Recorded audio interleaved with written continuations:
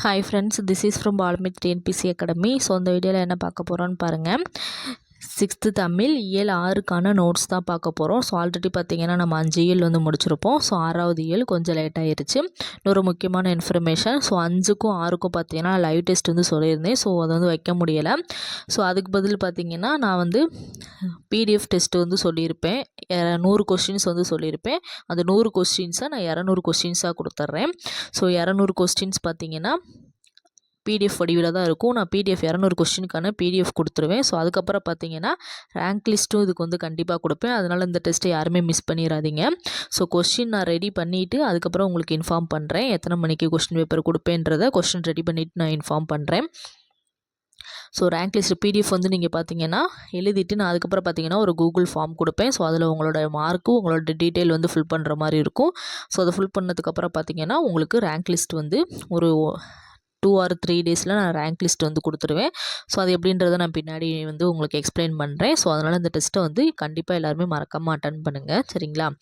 So இப்போ இயல் 6க்கான notes பார்ப்போம். ஸோ இயல் 6 ஃபஸ்ட்டு பார்த்திங்கன்னா நானிலம் படைத்தவன் வரும். ஸோ நான் மாற்றி எழுதிட்டேன். அதனால் ஃபஸ்ட்டு கடலோடு விளையாட பார்த்துட்டு அதுக்கப்புறம் நானிலம் படைத்தவன் பார்க்கலாம். ஸோ பாட்டு பாருங்கள். இந்த பாட்டு பார்த்திங்கன்னா ரொம்ப ரொம்ப ரொம்ப முக்கியமானது. ஏன்னா இதில் இந்த பாட்டில் இருந்த கூட கொஸ்டின்ஸ் நிறையா கேட்கலாம். ஸோ அதனால் இந்த பாட்டையும் நல்லா கண்டிப்பாக படித்து வச்சுக்கணும். ஸோ பாருங்கள், விடிவெள்ளி நம் விளக்குகள். ஸோ இதில் விடிவெள்ளின்றது பார்த்திங்கன்னா என்ன வரும்னா விண்மீன்கள்னு அர்த்தம். விண்மீன்களை நம்ம விளக்குகளாக சொல்கிறாங்க. விரிகடலே பள்ளிக்கூடம். கடலை என்ன சொல்கிறாங்க? பள்ளிக்கூடம்னு சொல்கிறாங்க. இதெல்லாம் பொறுத்துக்களை கொடுத்து அப்படியே கேட்கலாம். விடிவெள்ளின்னு கொடுத்துருவாங்க. அதுக்கு பக்கத்தில் பள்ளிக்கூடம்னு கூட கொடுப்பாங்க. ஸோ அது கரெக்டான ஆன்சர் விளக்குகள்னு சொல்லிட்டு வரும். ஸோ இந்த மாதிரி தான் கொஸ்டின் கேட்பாங்க. அதுக்கடுத்து அடிக்கும் மழை நம் தோழன்னு சொல்கிறாங்க. அருமை மேகம் நமது குடை. மேகமே தான் சொல்கிறாங்க, குடைன்னு சொல்கிறாங்க. வெண்மணலே பஞ்சு மெத்தைன்னு சொல்கிறாங்க. விண்ணின் இடி காணும் கூத்தா இருக்கான். பாயும் புயல் நம் ஊஞ்சல். பனிமூட்டம் உடல் போர்வையாக இருக்கான். காயும் கதிர்னா என்னது? கதிரவனின் ஒளின்னு சொல்லுவாங்க, சரிங்களா? கதிர் சுடர்னா கதிரவனின் ஒளி. காயும் கதிர் சுடர் கூரைன்னு சொல்கிறாங்க. கதிர் சுடர் என்ன சொல்கிறாங்க? கூரை. கட்டுமரம் பார்த்திங்கன்னா வாழும் வீடு. மின்னல் வரி பார்த்திங்கன்னா அரிச்சுவடின்னு சொல்கிறாங்க. மின்னல் வரினா மின்னல் கோடுன்னு அர்த்தம். அரிச்சுவடினா மின்னல் வரினா என்னது? மின்னல் கோடுன்னு சொல்லிட்டு அர்த்தம். ஸோ அதுக்கப்புறம் பாருங்கள், பிடிக்கும் மீன்கள் நம் பொருட்கள். முழு நிலவே கண்ணாடி. மூச்சடக்கும் நீச்சல் யோகம். தொழும் தலைவன் பெருவானம். துணிவோடு தொழில் செய்வோம் சொல்லிட்டு கொடுத்துருக்காங்க, சரிங்களா? அரைச்சுவடினா இதில் மின்னல் கோடுன்னு வரும். ஸோ புக்கில் பார்த்துருவோம். அரிச்சுவடினா பார்த்திங்கன்னா என்ன வரும்னா மின்னல் கோடு வராது. ஸோ இதை மட்டும் கரெக்ஷன் பண்ணிக்கோங்க. மின்னல் கோடுக்கு பதில் என்ன வரும்னா அகர வரிசை எழுத்துக்கள்னு வரும்.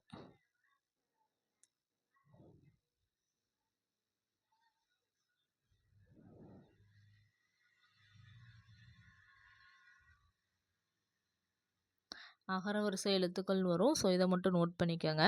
அரிச்சொடினா என்னது? அகரவரிசை எழுத்துக்கள். ஸோ அதுக்கப்புறம் நெய்தல். இது பார்த்திங்கன்னா இந்த பாட்டு நெய்தல் திணையோடு சேர்ந்தது. ஸோ நெய்தல் திணையை பற்றி கொடுத்துருக்காங்க. பேசிக்காக என்ன வருமோ அதை மட்டும் கொடுத்துருக்காங்க. இதை மட்டும் பார்த்துக்கோங்க. நிலம்னா என்னென்னா கடலும் கடல் சார்ந்த இடமும். மக்கள்னா பரதவர் பரத்தியர் வரும்.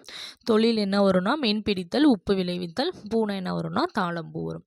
ஸோ அதுக்கப்புறம் நூல்வெளி பாருங்கள். உழைக்கும் மக்கள் தம் களைப்பை மறைக்க உற்சாகத்துடன் பாடும் பாடல் என்னென்னா நாட்டுப்புற பாடல்னு சொல்லுவாங்க. காதால் கேட்டு வாய்மொழியாகவே வழங்கப்பட்டு வருவதால் இதனை வாய்மொழி இலக்கியம்னு சொல்லுவாங்க.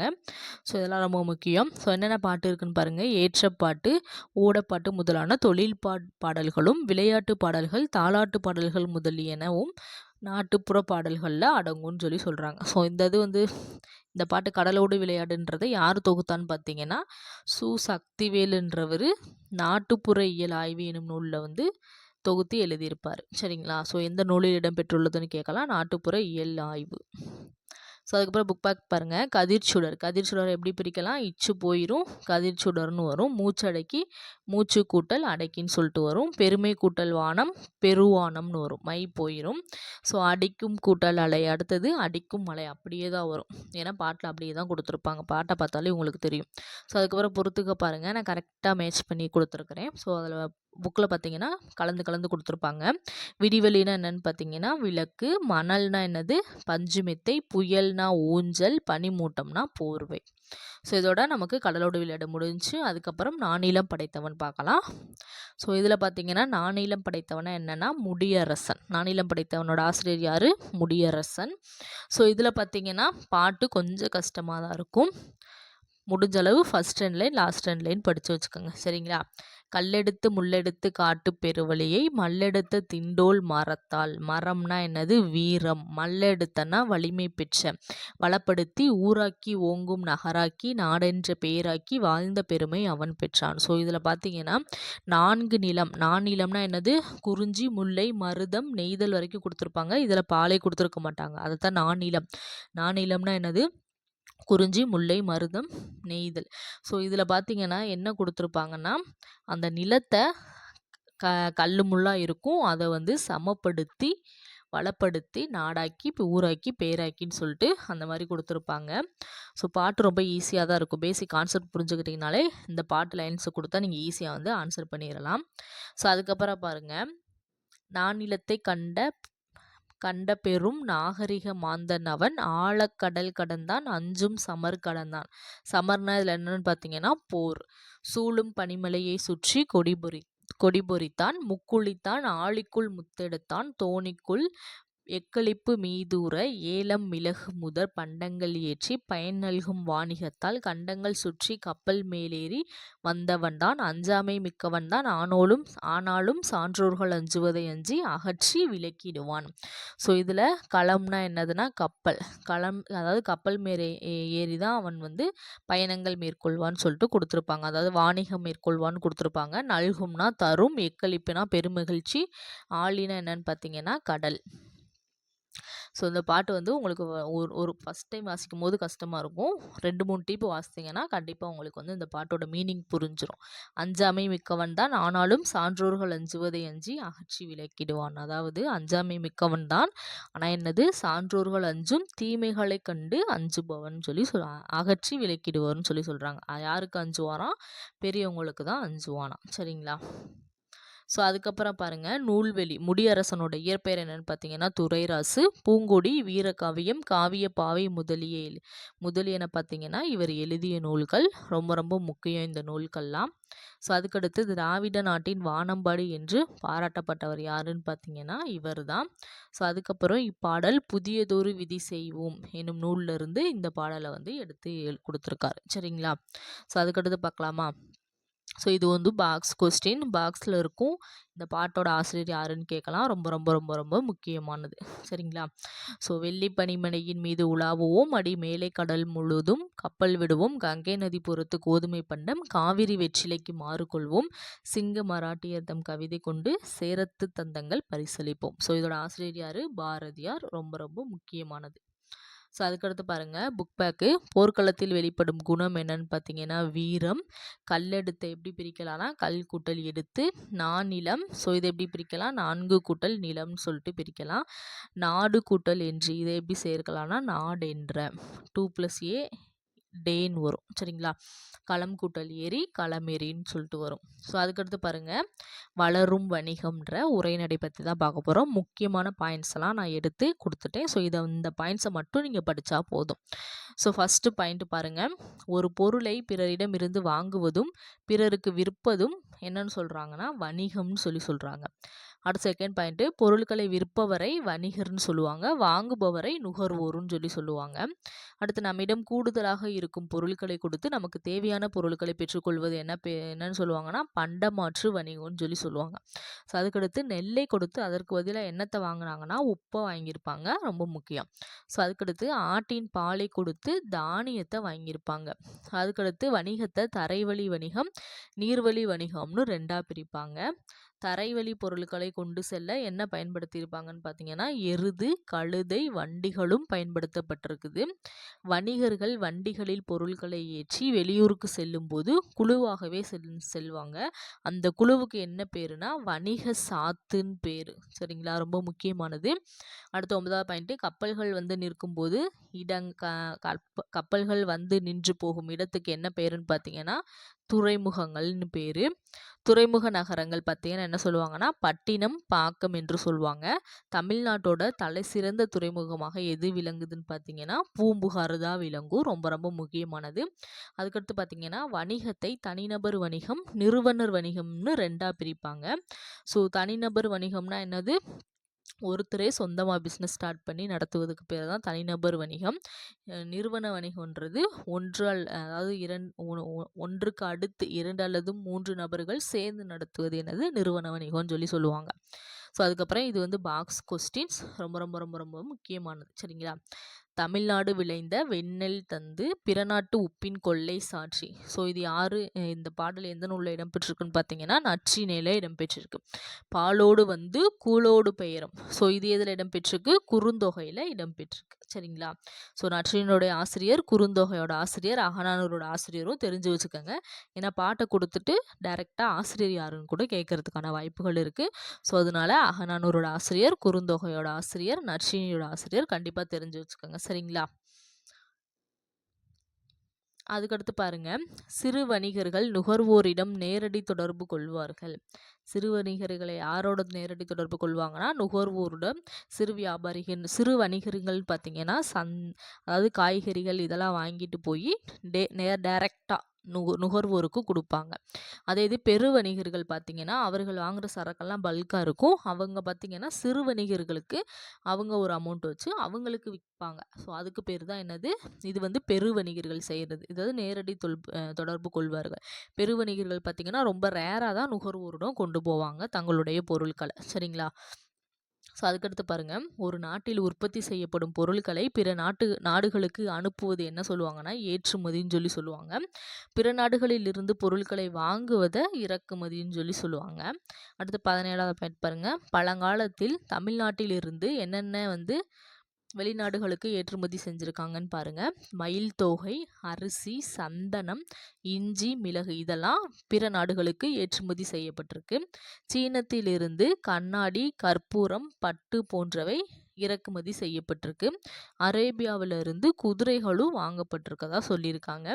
ஸோ அதுக்கடுத்து நடுவு நின்ற நன்னெஞ்சினோர். ஸோ இது வந்தீங்கன்னா எந்த நூல் இடம்பெற்றிருக்குன்னா பட்டினப்பாலை. இதோட ஆசிரியரும் தெரிஞ்சு வச்சுக்கோங்க. ரொம்ப ரொம்ப முக்கியமானது. சரிங்களா? ஸோ புக் பேக் பாருங்கள், கொள்வது மிகை கொள்ளாது கொடுப்பதும் குறைபடாது. ஸோ இதை வந்து எந்த நூல் இடம்பெற்றிருக்கு? பட்டினப்பாலை. சமன் செய்து சீர்தூக்கும் கோல் போல் அமைந்தொரு பால் கோடாமை சான்றோருக்கு அணி. ஸோ இது எதில் இடம்பெற்றிருக்கு? திருக்குறளில் இடம்பெற்றிருக்கு. அதுக்கடுத்து வீட்டு பயன்பாட்டிற்காக பொருள் வாங்குவோரை என்ன சொல்லுவாங்கன்னா நுகர்வோர்னு சொல்லுவாங்க. வணிகம் கூட்டல் சாத்து இது எப்படி பிரிக்கலாம்? வணிக சாத்துன்னு பிரிக்கலாம். பண்டம் கூட்டல் மாற்று இது எப்படி பிரிக்கலாம்? பண்டம் மாற்றுன்னு பிரிக்கலாம். மின்னணு மின் கூட்டல் அணுன்னு சொல்லிட்டு பிரிக்கலாம். விரிவடைந்த விரி கூட்டல் அடைந்தன்னு சொல்லிட்டு பிரிக்கலாம். சரிங்களா?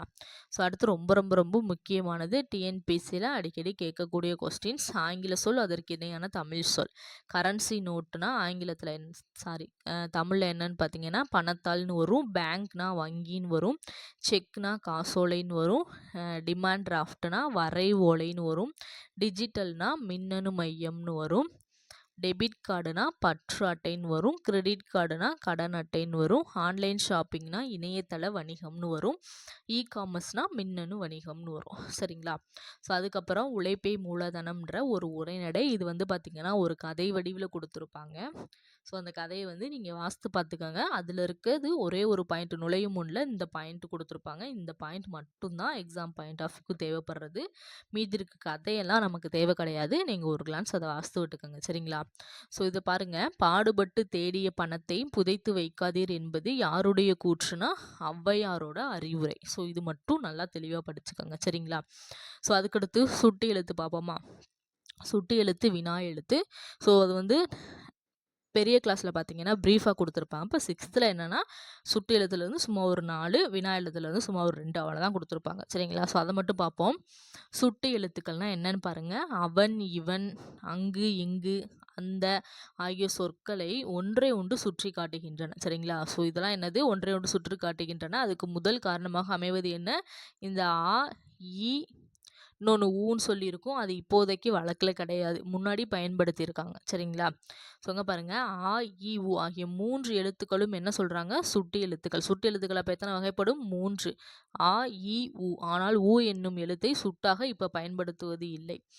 ஸோ பாருங்க, அதாவது சுட்டு எழுத்துவே அகச்சுட்டு புறச்சுட்டுன்னு சொல்லி பிரிச்சிருப்பாங்க. அதாவது அது வந்து நம்ம பெரிய கிளாஸில் ப்ரீஃபாக பார்க்கலாம். ஸோ இப்போக்கி இங்கே என்ன கொடுத்துருக்காங்களோ அதை மட்டும் பார்க்கலாம். அகச்சுட்டுன்றது என்னன்னு பாருங்கள். இவன், அவன், இது, அது. ஸோ இச்சொற்களில் உள்ள சுட்டு எழுத்துக்களை நீக்கினால் பிற எழுத்துக்கள் வந்து பொருள் தராது. எப்படின்னா இப்போ இவன் இருக்குது சரிங்களா? இப்போ ஈ தனியாக வன் தனியாக பிரிச்சிட்டா பொருள் தருதா? எந்த ஒரு பொருளும் தரல. ஸோ அப்போ இது என்னது? எந்த ஒரு சொற்களை ரெண்டாக பிரித்தா பொருள் தராமல் இருக்கணும். அப்படி இருந்தால் அது என்னது? அகச்சுட்டுன்னு சொல்லுவாங்க. இவ்வாறு சுட்டு எழுத்துக்கள் சொல்லின் உள்ளேயே உள்ளேன்றதுக்கு என்னது? அகத்தேன்னு சொல்லி சொல்லுவாங்க. வெளியேன்றதுக்கு புறத்தேன்னு சொல்லி சொல்லுவாங்க. சரிங்களா? இருந்து சுட்டுப்பொருளை தருவது என்னது? அகச்சுட்டுன்னு சொல்லி சொல்கிறாங்க. ஸோ அதுக்கடுத்து புறச்சுட்டு பாருங்கள். புறச்சுட்டு இந்த எக்ஸாம்பிள்லாம் நல்லா பார்த்து வச்சுக்கணும்.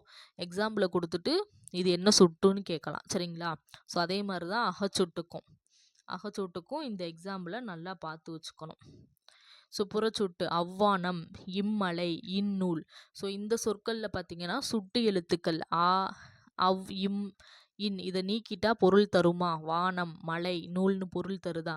அப்போ சுட்டு எழுத்துக்களை நீக்கினாலும் பிற எழுத்துக்கள் பொருள் தரணும். ஸோ அப்படி பொருள் தந்துச்சுன்னா அது என்னது?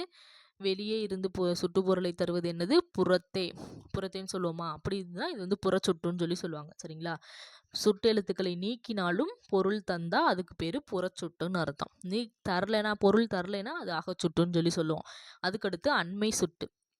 அண்மை சுட்டுனா என்னன்னா இவன், இவர், இது, இவை, இம்மரம், இவ்வீடு, இப்படி அருகில் இருக்கிறத சொல்கிறதுக்கு பேர் தான் அண்மை சுட்டுன்னு சொல்லி சொல்லுவோம். சரிங்களா? அண்மை சுட்டுக்குரிய எழுத்து என்னது? ஈ. அதாவது அருகில் உள்ளவற்றிற்கும் தொலைவில் உள்ளவற்றிற்கும் இடையில் இருப்பதை சுட்டி காட்ட ஊ என்னும் எழுத்து பயன்படுது. சரிங்களா? அருகில் இருக்கிறத சொல்கிறதுக்கு பேர் என்னது? அண்மை சுட்டுன்னு சொல்லி சொல்லுவோம். அதுக்குரிய எழுத்து ஈன்னு சொல்லி சொல்லுவோம். அதே மாதிரி அருகில் உள்ளவற்றிற்கும் தொலைவில் உள்ளவற்றிற்கும் இடையில் இருப்பதை சுட்டி காட்ட தான் இந்த ஊன் பயன்படுது. எடுத்துக்காட்டு உது, உவன் பயன்படும். ஸோ இது இப்போ வந்து வழக்கத்தில் இல்லைன்னு சொல்லி சொல்கிறாங்க. சரிங்களா? ஸோ அதுக்கடுத்து செய்மை சுட்டு பாருங்கள். அவள், அவர், அது, அவை, அவ்வீடு, அம்மரம். இது என்னது? அதாவது அண்மை சுட்டுனா ஈன்றது பயன்படும். இது, இவன், இவள் இப்படி பயன்படும். செய்மை சுட்டுனா அது, அவள், அவர், அவை, அவ்வீடு, அம்மரம் அப்படின்னு சொல்லி பயன்படும். சரிங்களா? அதில் வந்து புறச்சொட்டு அகச்சொட்டு ரெண்டுமே சேர்ந்து இருக்கும். கரெக்டா? ஸோ அதுக்கப்புறம் பாருங்கள், இது செய்மை சுட்டு எனப்படும். செய்மை சுட்டுக்குரிய எழுத்து என்னது? ஆ. இதெல்லாம் ரொம்ப முக்கியம், நோட் பண்ணிக்கணும். அதுக்கடுத்து சுட்டு திருபுன்னு சொல்லிட்டு ஒன்று கொடுத்துருக்காங்க பாருங்கள். அம்மரம், இவ்வீடு ஆகியவை புறச்சுட்டுக்கள் என்பதை நம்ம வந்து அறிவோம். இச்சொற்களை அந்த மரம், அம்மரம்னா என்னது? அந்த மரம், இவ்வீடுனா என்னது? இந்த வீடுன்னு சொல்லி சொல்லுவாங்களா? ஸோ இவ்வாறும் சொல்லுவாங்க. சரிங்களா? இந்த மாதிரி ஆ, இ ஆகிய சுட்டு எழுத்துக்கள் மாற்றம் பெற்று திரிந்து அந்த, இந்த என வழங்குகின்றன. ஸோ இந்த மாதிரி வர்றதெல்லாம், அதாவது பிரித்தா அந்த அம்மரத்தை நம்ம அந்த மரம்னு சொல்லலாம், இவ்விட இந்த மரம்னு சொல்லலாம். இந்த மாதிரி வர்றதை தான் நம்ம என்ன சொல்கிறாங்கன்னா சுட்டு திரிபுன்னு சொல்லி சொல்கிறாங்க. சரிங்களா? இவ்வாறு ஆ, இ ஆகிய சுட்டு எழுத்துக்கள் அந்த, இந்த என திரிந்து சுட்டுப்பொருளை தருவதுதான் என்ன சொல்கிறாங்க? சுட்டு திரிபுன்னு சொல்லி சொல்கிறாங்க. சரிங்களா? கான்செப்ட் இலக்கணத்தை பொறுத்தளவுக்கு நீங்கள் மனப்பாடமே பண்ணக்கூடாது. கான்செப்ட் புரிஞ்சுக்கிட்டிங்கன்னா கொஸ்டின் எப்படி கேட்டாலும் உங்களால் ஆன்சர் பண்ண முடியும். புரிதல் தான் ரொம்ப ரொம்ப முக்கியமானது இந்த இலக்கணத்துக்கு. சரிங்களா? ஸோ இப்போ வினா எழுத்துக்கள் பாருங்கள். வினா பொருளை தரும் எழுத்துக்களுக்கு என்ன சொல்லுவாங்க? வினா எழுத்துக்கள்னு சொல்லி சொல்லுவாங்க. ஸோ இதில் பார்த்தீங்கன்னா ஏ, யா, ஆ, ஓ, ஏ ஆகிய 5ம் வினா எழுத்துக்கள்னு சொல்லி சொல்கிறாங்க. சரிங்களா? அந்த 5ம் வினா எழுத்துக்கள்னு சொல்லி சொல்கிறாங்க. ரொம்ப முக்கியம். மொழிக்கு முதலில் வருபவை என்னென்னு பாருங்கள். ஏவும் யாவும் மொழிக்கு முதலில் வரும் வினா எழுத்துக்கள். எங்கு, யாருக்குன்னு வரும். அந்த மாதிரி மொழிக்கு இறுதியில் வருபவை என்னன்னு பார்த்தீங்கன்னா ஆ, ஓ. இது பேசலாமா, தெரியுமோ, கடைசியில் ஆ சவுண்டில் முடியுது, ஓ சவுண்டில் முடியுதா? ஸோ இது என்னது? இறுதியில் வருபவை. அதுக்கடுத்து மொழிக்கு முதலிலும் இறுதியிலும் வருபவை என்னென்னா ஏ வரும். ஏன், நீதானே. ஸோ இது முதல்லையும் வரும், கடைசியிலையும் வரும். எக்ஸாம்பிள் கொடுத்துருக்காங்க, முக்கியமானது, நோட் பண்ணிக்கோங்க. சரிங்களா? ஸோ அதுக்கடுத்து பார்த்தீங்கன்னா வினா பார்த்தீங்கன்னா அகவினா நிறையா வகை இருக்குது. இதில் பார்த்தீங்கன்னா 2 தான் கொடுத்துருக்காங்க. சரிங்களா? ஸோ இதில் பாருங்கள் அகவினானா என்னன்னு பாருங்கள். எது, யார், ஏன் இச்சொற்களில் உள்ள வினா எழுத்துக்களை நீக்கினால் பிற எழுத்துக்களுக்கு பொருள் கிடையாது. ஸோ இப்படி இருக்கிறது என்னது அகவினா. ஸோ நம்ம அகச்சுட்டு புறச்சுட்டுல பார்த்தோம்ல அதே தான். சரிங்களா? அதே கான்செப்ட் தான். அடுத்து புறவினானா அவனா, வருவானோ இச்சொற்களில் உள்ள ஆவையும் ஓவையும் வினா எழுத்துக்களை நீக்கினாலும் பிற எழுத்துக்கள் பொருள் தரும். அதாவது அவனா, ஆவ நீக்கினா என்ன வரும்? அவன்னு வரும். வருவானோ, ஓவ நீக்கினா வருவான் அப்படின்ற மாதிரி வரும். சரிங்களா? நீக்கினாலும் பொருள் கிடைக்கும். ஸோ அந்த மாதிரி நீக்கினாலும் பொருள் வந்து அது என்னது புறத்தே வந்து பொருள் தருமாயின் அது புறவினான்னு சொல்லி சொல்கிறாங்க. சரிங்களா? ஸோ இதில் 2 வினா தான். அகவினா புறவினா 2 வினா தான் கொடுத்துருக்காங்க. வினா எழுத்து எத்தனை வகைப்படும்? 5 வகைப்படும். சரிங்களா? வினான்னு கேட்க கிடையாது. வினா எழுத்துக்கள் எத்தனை வகைப்படும்? 5ன்னு சொல்லி கேட்டிருக்காங்க. ரொம்ப ரொம்ப முக்கியமானது. சரிங்களா? வினா எத்தனை வகைப்படும்னு கேட்டால் அகவினா புறவினான்னு 2 வகைப்படும். ஸோ அதுக்கடுத்து அவ்வளோதான், லெசன் வந்து கம்ப்ளீட் ஆயிடுச்சு. ஸோ அதுக்கப்புறம் பார்த்தீங்கன்னா கலைச்சொல் அறிவும் பாருங்கள். புக் பக்கில் கொடுத்துருக்கிறது ரொம்ப ரொம்ப ரொம்ப ரொம்ப முக்கியம். பண்டம்னா என்னென்னா கமோடிட்டி, பயணப்படகுகள்னா ஃபெரிஸ், பாரம்பரியம்னா ஹெரிட்டேஜ், நுகர்வோர்னா கன்சியூமர், கடற்பயணம்னா ஒயேஜ், தொழில் முனைவோர்னா என்டர்பிரீனியர், கலப்படம்னா அடல்ட்ரேஷன், வணிகர்னா மெர்ச்சன்ட். ஸோ அவ்வளோதான். இதோட பார்த்தீங்கன்னா நமக்கு சிக்ஸ்த்து தமிழில் 6 இயல் கம்ப்ளீட் ஆயிடுச்சு. மொத்தமே இந்த சிக்ஸ்த்து தமிழ் இயல் 6ல் பார்த்தீங்கன்னா ஒன்லி 7 பேஜஸ் மட்டும்தான். ஸோ இந்த 7 பேஜஸை நீங்கள் நல்லா தரவாக படிச்சிங்கனாலே இந்த லெசன்ஸ் ஈஸியாக கம்ப்ளீட் ஆயிடும். இது படிக்கிறதுக்கு உங்களுக்கு ஒரு 1 ஹவர் போதும். புதுசாக படிக்கிறவங்க 1 ஹவரில் படித்து முடிச்சிடலாம். ரிவிஷன்னா உங்களுக்கு ஒரு 1/4 மணி நேரம் போதும். சரிங்களா? ஸோ கண்டிப்பாக இந்த இயலை ஸ்டார்ட் பண்ணுறதுக்கு முன்னாடி ஃபஸ்ட்டு 5 இயலையும் நல்லா தரவாக படித்து ரிவிஷன் பண்ணி முடிச்சுட்டு அதுக்கப்புறம் பார்த்தீங்கன்னா இந்த 6வது இயல் படிக்க ஸ்டார்ட் பண்ணுங்கள். ஸோ நான் கொஷின் ரெடி பண்ணிவிட்டு உங்களுக்கு எப்போ கொஷின் கொடுப்பேன்றதை நான் வந்து டெலிகிராமில் இன்ஃபார்ம் பண்ணுறேன். ஸோ டெலிகிராமில் ஜாயின் பண்ணாதவங்க டெலிகிராம் குரூப்பில் ஜாயின் பண்ணிக்கோங்க. ஸோ அப்போ தான் ஏதாவது இன்ஃபர்மேஷன்னா உங்களுக்கு அதில் வந்து மெசேஜ் மாதிரி கன்வே பண்ணுறதுக்கு ஈஸியாக இருக்கும். ஸோ யூடியூப்பை மட்டும் ஃபாலோ பண்ணுறீங்கன்னா சில மெசேஜஸ்லாம் போடுறது உங்களுக்கு தெரியாமலே போயிடும். சரிங்களா? ஸோ அதனால் டெலிகிராம் லிங்க்லேயும் ஜாயின் பண்ணிக்கோங்க. ஸோ நான் கொஸ்டின் ரெடி பண்ணிவிட்டு 200 கொஸ்டின்ஸ் தமிழில் எத்தனை 200 கொஸ்டின்ஸ் ரெடி பண்ணுறேன். கண்டிப்பாக வந்து எல்லாருமே இந்த டெஸ்ட் அட்டன் பண்ணுங்கள். ஏன்னா கொஸ்டின் பார்த்தீங்கன்னா உங்களுக்கு 200 கொஸ்டின்ஸ் தமிழ் மட்டும், அதாவது சிக்ஸ்த்து இயல் 1லேருந்து 6 வரைக்கும் உங்களுக்கு 200 கொஸ்டின்ஸ் ரெடி பண்ணி கொடுக்க போகிறேன். 200 கொஸ்டின்ஸ்க்கும் உங்களுக்கு நீ அட்டன் பண்ணுற எல்லாத்துக்குமே கண்டிப்பாக ஒரு ரேங்க் லிஸ்ட் கொடுப்பேன். ரேங்க் லிஸ்ட் கொடுக்குறனால நீங்கள் எந்த இடத்துல எவ்வளோ படிச்சிருக்கீங்க, நமக்கு முன்னாடி எத்தனை பேர் இருக்காங்க அப்படின்ற எல்லா டீட்டெயிலுமே உங்களுக்கு தெரிஞ்சிடும். அதனால் கண்டிப்பாக இந்த டெஸ்ட்டை மறக்காமல் எல்லாருமே அட்டன் பண்ணுங்கள். ஸோ இந்த வீடியோ பிடிச்சிருந்தா லைக் பண்ணுங்கள். மறக்காமல் நம்ம சேனலை சப்ஸ்கிரைப் பண்ணுங்கள். நெக்ஸ்ட் வீடியோவில் பார்க்கலாம். இது உங்கள் பாலமித்ர டிஎன்பிஎஸ்சி அகாடமி.